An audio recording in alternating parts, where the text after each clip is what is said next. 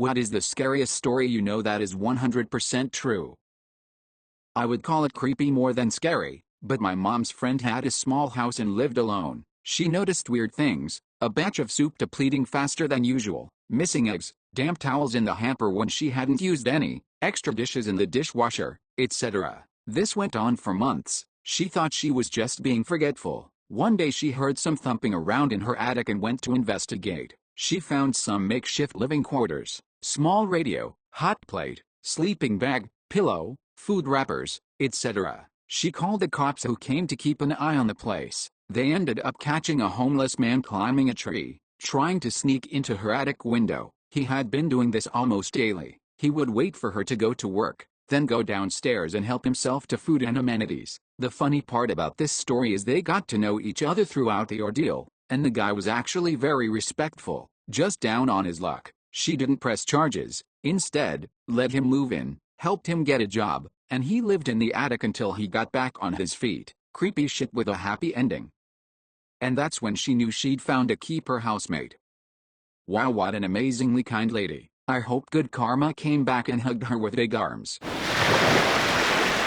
Nishiber train disaster is something that reminds me how death can come at any moment. A train with 51 wagons of sulfur, fertilizer, petrol and cotton wool somehow broke loose and rolled down the track about 20 kilometers until it derailed in the town of Qayyam, Iran. There were no humans on board. Chemical leaks ensued and authorities tried to extinguish whatever fires broke out. At one point, the whole thing explodes, and it really explodes. The whole town of Qayyam is literally demolished. 3 nearby towns are badly damaged and it was heard 70 kilometers away. The wreckage continued to explode for several days after. Around 300 people died and more than that injured. An earthquake of 3.6 on Richter scale was produced.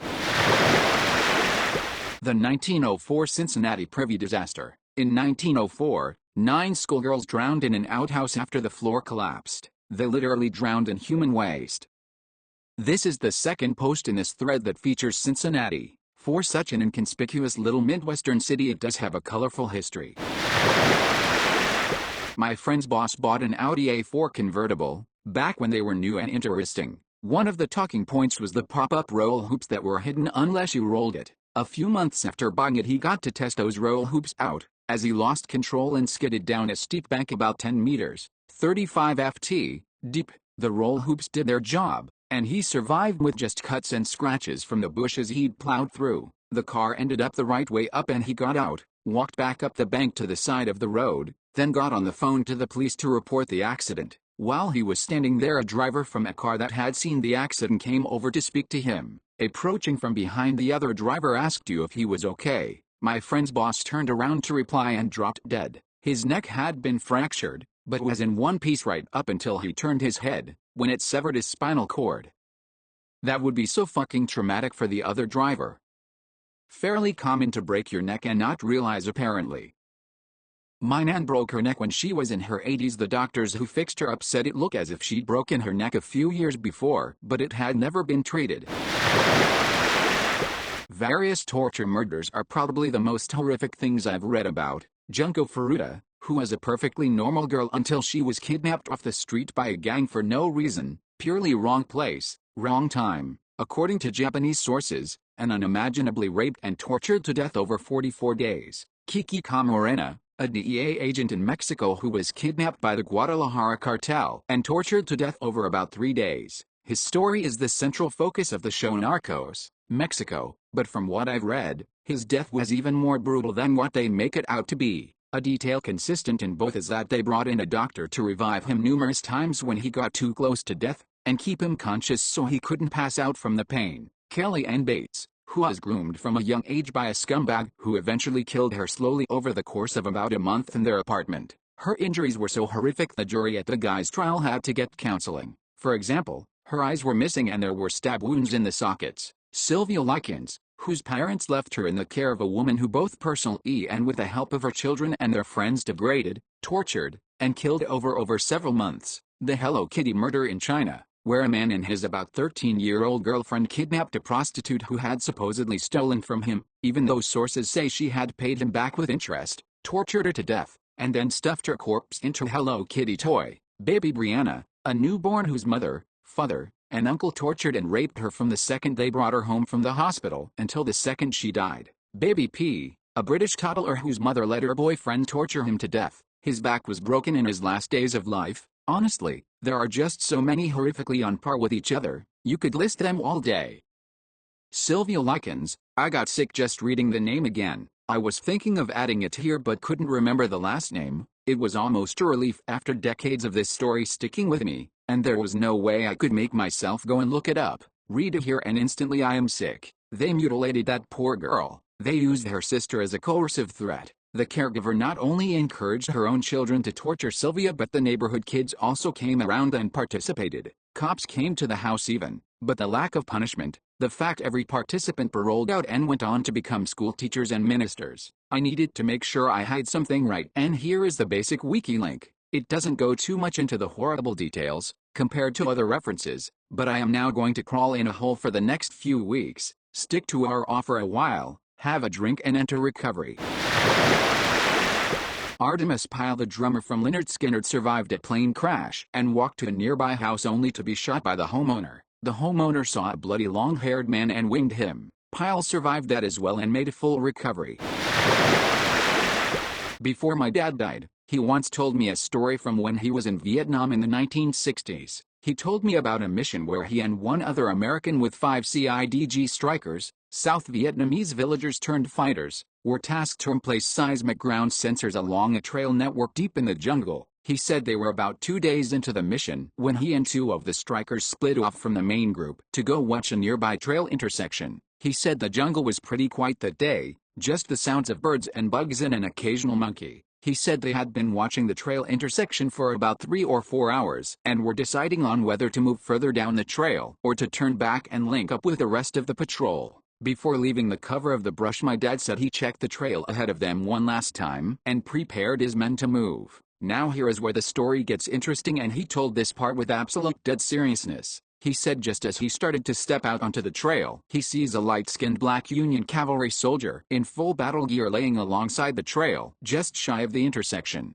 My dad said the Union soldier had 2 pistols, a Spencer rifle and a short curved club at his hip. As my dad was trying to process what he was seeing, the soldier looked directly at him and smiled. Then the soldier slowly placed a finger up to his lips as if to tell him to be silent and then motioned my dad back off the trail. My dad said he signaled for his men to remain hidden, and he recalled that as he slipped back into the jungle on one side of the trail, the Union soldier did the same on his side of the trail. Less than 10 seconds later, he said the lead element of a group of NVA, North Vietnamese Army soldiers, walked right through the trail intersection some 30 feet away. My dad estimated that the group was comprised of some 70-80 soldiers equipped with automatic rifles, light machine guns and rocket-propelled grenade launchers. He has no doubt that his entire team would have been wiped out on the spot. He said as soon as the enemy soldiers had passed, he and his team beat feet out of there as fast and as quietly as they could and rejoined with the rest of the patrol. He reported the enemy soldiers his team had encountered,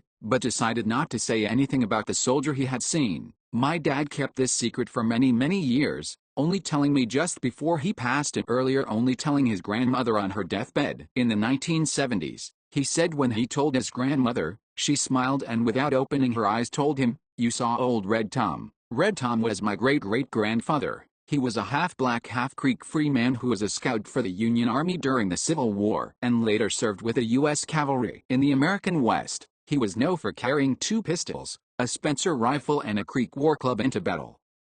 That is one of the most interesting, as opposed to horrifying stories I've seen in this thread. Thank you for sharing. In a thread that's full of so much darkness, this story really is the light that shines brightly. A female friend in college disappeared from a party at another university in the city town 25-ish miles north of our school. She had arrived with another friend who I believe had driven. At some point she split off to play cornhole or something and was later inexplicably gone. Phone calls went to voicemail, police were called, but she was simply missing. About 10 days later she was found by a homeless man who witnessed her crawling up to a bus stop in the city, begging for help. She had broken a leg and an arm, and was in very bad shape. At the quite large party, she had her drink secretly drugged and was then led off by a group of men into their vehicle. She was taken to an apartment where she was drugged, repeatedly raped, and locked in a small room in between with a bucket to use as a bathroom. At one point, after being injected with heroin and raped, she somehow managed to convince one of her captors to allow her to use the actual bathroom to clean herself up. This bathroom had a small window to the outside, and with a shower running, she managed to squeeze out and fell from the third story into a large hedge bush. From there she crawled from the apartment complex to the road and bus stop, where the homeless man saw her and called police. Many cars stopped upon seeing her, making her captives unable to recapture her. 3 men were later arrested for the crime after surveillance cameras allowed police to locate the apartment which she jumped from. She returned to our university almost 2 years later, graduated, and became a nurse. She was obviously traumatized, never partied again, carried a gun everywhere she could, and somehow moved on with life. It was a terrifying tale none of us ever forgot. She was an 18-year-old freshman when the incident happened. Ed Kemper murdered college women because his mother worked at a college and he claims he wanted to destroy everything she loved. Then, he murdered his mother and decapitated her, raped her head and her body, set her head on a shelf and screamed at it for hours. That is the part that terrifies me. Then he murdered her best friend and turned himself in, relaying the whole story in detail, crying, "Edit, it hurts because I'm not a lizard. I didn't crawl out from under a rock. I came from my mother's vagina, and in a rage, I went right back in." Ed Kemper quote from a police interview. Freak Sammy the hell out. Edit 111 days later, I'm still getting comments on this, so I'll add another thing that makes him creepy. He would bury the heads of the women he killed in his mother's backyard. He lived with her. He angled the head to where they were pointed upward facing his mother's bedroom window. He would later say he did this purposely because his mother always wanted to be looked up to. Check out Mindhunter on Netflix for a super creepy portrayal of Ed Kemper. That actor gives me chills and an impending sense of dread when he's on the screen. When my aunt was about 16, she was working at a grocery store and had a boss in his mid-20s. One day he called the house and was begging her to sneak out and hang out with him. She was considering it because it was her boss and she didn't want to say no. My mom, who is 2 years younger than her, always gets these incredibly spot-on gut feelings. She had one that night and begged my aunt not to go out with him. Thankfully she listened to my mom and told him no, which made him really angry. He ended up going out at night and meeting another girl. He took her out to some cliffs and raped her and pushed her off. Somehow she lived through this and was able to get him sent to prison. I feel so sorry for that girl and so thankful for my mom and her gut feelings. Always trust your gut. So, a 20-something man wanted a 16-year-old girl, aka a minor, who was also one of his employees, to sneak out and hang out with him. I'd say no gut feelings required for that one. Dude is a creeper. Good job that your mom warned her sister. Smart girl. I hope you guys enjoyed the video. Subscribe for more content like this. Also, make sure to like, comment and share the video. Peace out.